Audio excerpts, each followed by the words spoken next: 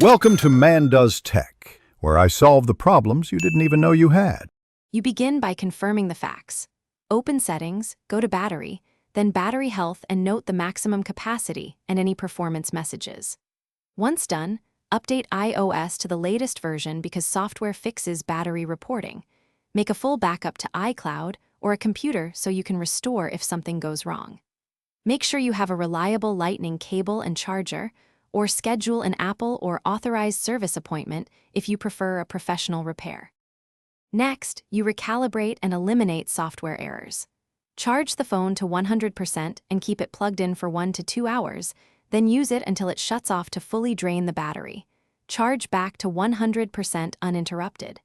If the battery health numbers still seem incorrect, reset all settings or perform a DFU restore to rule out software corruption.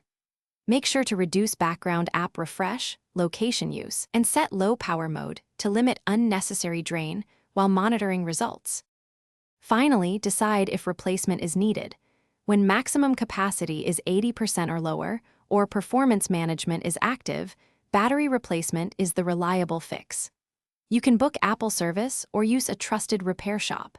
After the swap, verify battery health shows near 100% and run a couple of full charge cycles to stabilize the reading.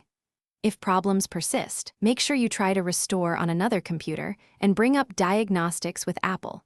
This single troubleshooting step. Thanks for watching. If you found this helpful, don't forget to like and subscribe.